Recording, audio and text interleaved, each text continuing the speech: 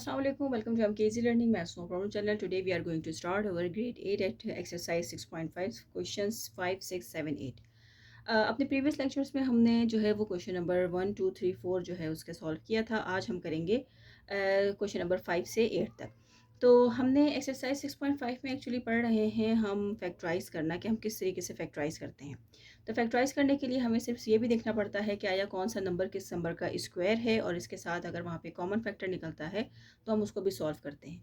तो अब देखने की बात यह है कि कॉमन फैक्टर किस तरीके से निकलेगा या कैसे पता चलेगा या हम कैसे निकालते हैं, तो वो हम इन एक्सरसाइजेज में सीख रहे हैं। तो चलिए स्टार्ट करते हैं अपने क्वेश्चन को। क्वेश्चन अब जो है वो मैंने ऑलरेडी यहाँ पर मेंशन किया हुआ है।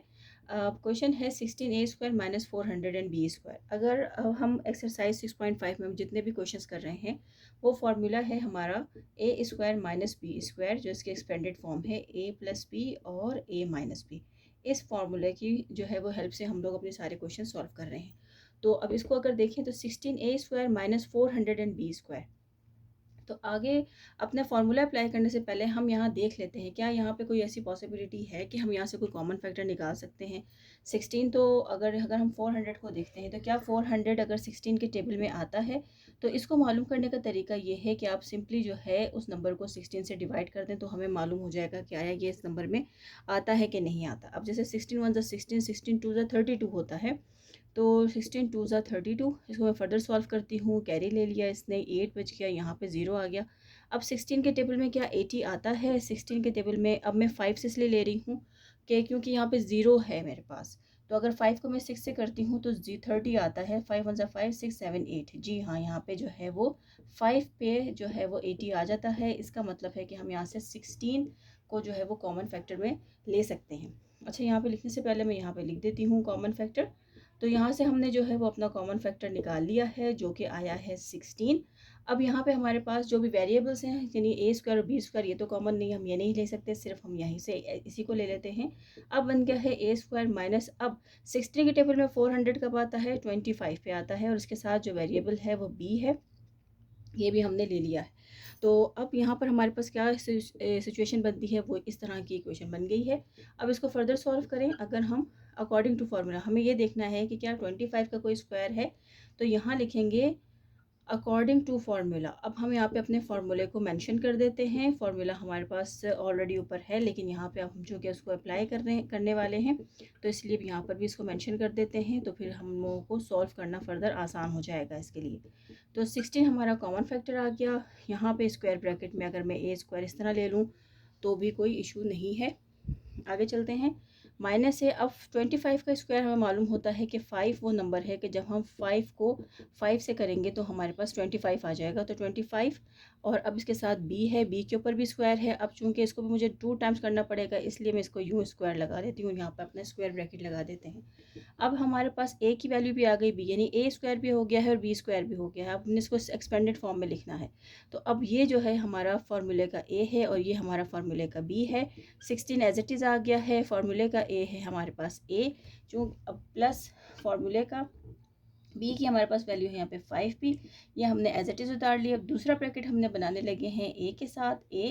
अब ये फार्मूला है माइनस और इसके साथ इन फार्मूला है, तो इस वजह से हम क्या करेंगे, यहाँ पर हमने अपने आप को ये देखना है कि अब 5 को हम किस तरीके से फर्दर सॉल्व करेंगे। तो 5 यहाँ पर आ जाएगा, यह आ गया हमारा a फार्मूले का माइनस, और फिर b जो है हमारा क्या है यहाँ पे 5b। तो ये हमारे पास आंसर आ गया है 16a प्लस 5b और a माइनस 5b।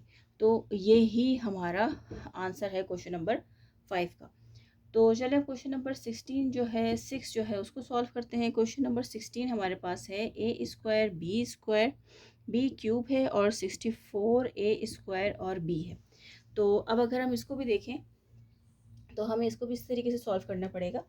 तो सबसे पहले यहाँ पे देखें, अब यहाँ पे कॉमन फैक्टर हम नहीं ले सकते, या बल्कि ले सकते हैं। यहाँ पे भी a हमारा कॉमन जो है और b भी हमारा कॉमन हो सकता है, यानी कि यहाँ पर हमारे पास वेरिएबल्स कॉमन में निकल आएंगे।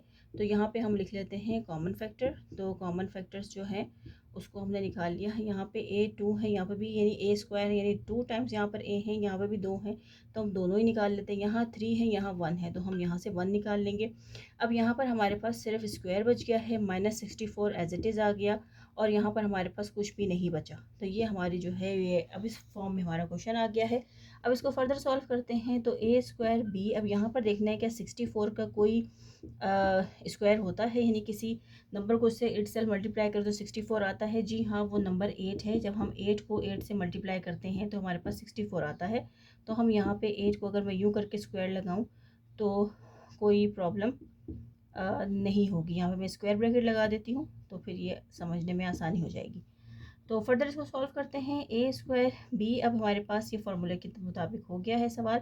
अब हम अकॉर्डिंग टू फार्मूला मैं यहाँ लिख देती हूँ a square minus b square equals to a plus b और ए माइनस बी। अब इसको फर्दर सॉल्व करते हैं।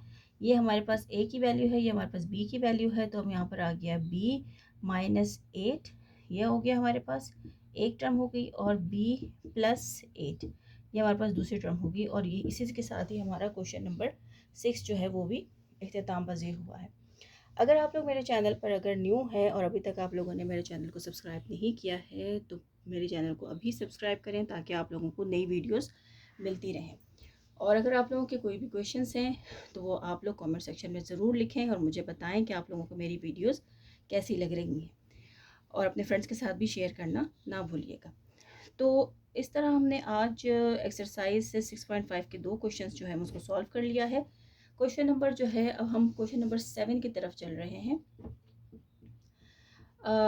सबसे इम्पॉर्टेंट बात जो मैं यहाँ पे आप लोगों के साथ शेयर करने चाहती हूँ वो ये है कि आप लोग जब कभी भी मैथ्स अगर करते हैं तो उसकी प्रैक्टिस करें। कम से कम एक दिन में आप किसी भी टाइम जो है अपने कोई भी जो भी आपने क्वेश्चंस किए हैं उसको दोबारा से रिपीट ज़रूर किया करें। तो उस तरीके से आप लोगों को बहुत सारी हेल्प मिलेगी एग्ज़ाम्स के दिनों में। पहली हेल्प तो आप लोगों की ये होगी कि आप लोगों को फार्मूलाज याद हो जाएंगे, दूसरी बात है आपको टर्म्स याद हो जाएंगी, तीसरी बात है आप लोगों को उसके स्क्वायर्स याद हो जाएंगे। तो उस तरीके से अगर आप लोग करेंगे तो आप लोगों को जो है वो एग्ज़ाम में बहुत ज़्यादा एफर्ट नहीं करनी पड़ेगी।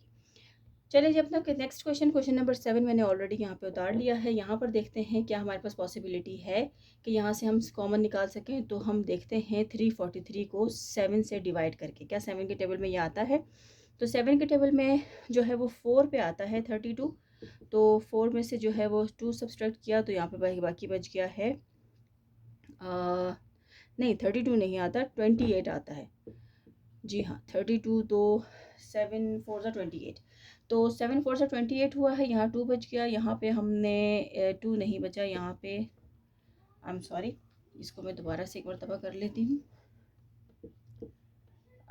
7 को मैं करूँगी 343 से, तो 7 1 ज़ा 7, 7 2 ज़ा 14, 7 3 ज़ा 21, 7 4 ज़ा 28, तो 7 4 ज़ा 28 हो गया है। सब्सट्रैक्ट करेंगे 3, इसने 21 कैरी लिया है, तो ये 14 में से अब 8 हम सब्सट्रैक्ट करते हैं तो 6 आ जाता है, और ये जो 3 बच गया है 63 हो गया। तो 7 के टेबल में 63 9 पे आता है, 7 9 ज़ा 63 होता है, तो यहाँ पर जो है 49 आता है। तो इसका मतलब है कि यहाँ पे हम अपना कॉमन फैक्टर ले सकते हैं। तो कॉमन फैक्टर यहाँ पर मैं लिख लेती हूँ और साथ में इसको सॉल्व कर लेते हैं। कोएफिशिएंट में तो हमारा 7 जो है वो आ गया है। अब यहाँ पे वेरिएबल्स में से भी देख सकते हैं जी, यहाँ पे भी x है, यहाँ पे भी x है, तो हम x को भी कॉमन फैक्टर में ले सकते हैं। यहाँ पे सिर्फ y स्क्वायर बच गया और यहाँ माइनस, और 7 के टेबल में 49 पे जो है हमें अपना 343 मिल जाएगा। तो अब ये हमारे पास एक क्वेश्चन की फॉर्म में अभी तक नहीं आया। अब हमें ये मालूम करना है क्या 49 का कोई स्क्वायर है। तो जी हाँ, 49 का स्क्वायर 7 है। जब 7 को 7 टाइम्स करते हैं तो 49 आता है। तो यहाँ पे इस तरीके से मैं लिख सकती हूँ। अब अकॉर्डिंग टू फार्मूला के फॉर्म में अब हमारा क्वेश्चन आ गया है। फार्मूला हमारा है यहाँ पे a square minus b square is equals to a plus b and a minus B.